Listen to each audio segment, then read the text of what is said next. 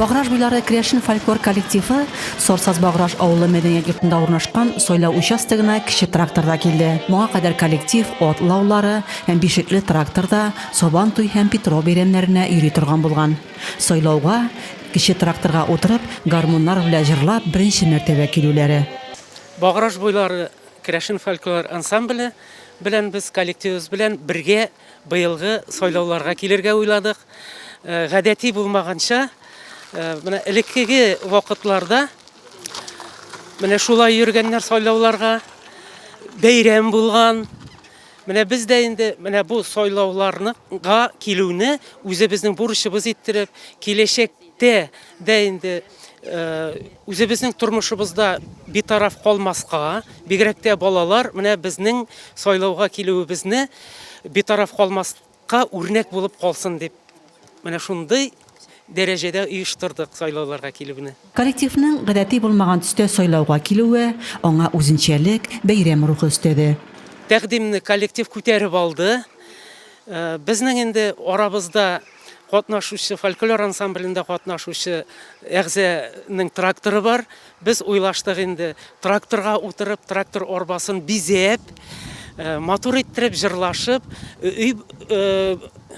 һәрбер өйдән җыеп коллективны менә шундый матур традицияга керер дип алга таба да менә шулай уйлаштык. Коллектив әгъзалары берәм-берәм сайлау участогына кереп үз тавышларын бирде. Беренче булып 400 ел бергә гомер итүче Валентина һәм Александр Черновлар сайлады. Быелгы ел үзенчәлекле, быел 19 елда пандемия чире бара, шуның өчен бу выборларны оештырганнар, сайлауларны оештырганнар әйбәт итеп, комиссия әйбәт эшли, бөтен ниләре оешкан.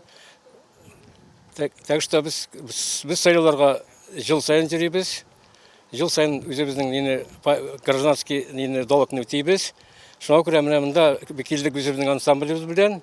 Бу ансамбль белән шундый чараларда һәрбәт катнашабыз. Һәрбер йортка килеп, безне трактор белән сайлауларга алып килделәр. Бу безгә бик ошады. Бәйрәм төсе керттек. Элеккеге сайлауларга ошатып куйдык без быелгы сайлауны. Элек шушылай бик матур итеп сайлаулар бара иде. Быел да шул дәрәҗәгә килеп җиттек.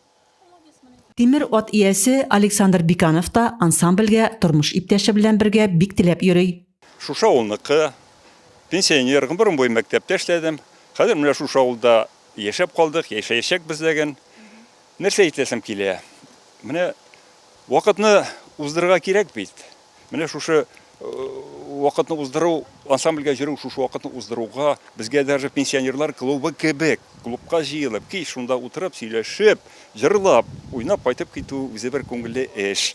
Менә аннары бүтән бәйрәмнәргә дә без бергә катнашабыз. Күңелле, элек әле менә Сабан туйларга да чыга идек. Чыга башладык, мотоблоклар җигеп, арба тагып, аңа утырып җырлыйм. Хәзер инде үсеп киттек, менә тракторда алдык. От бит инде, от юк хәзер авылда. Тракторны карау җайлырак.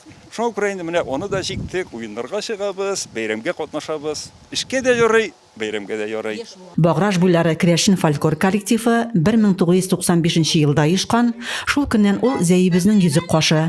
Аның барлык чараларында да катнаша. Коллектив 200 кешене кулашлый, аларның күбесе бюджет оешмасында эшләй.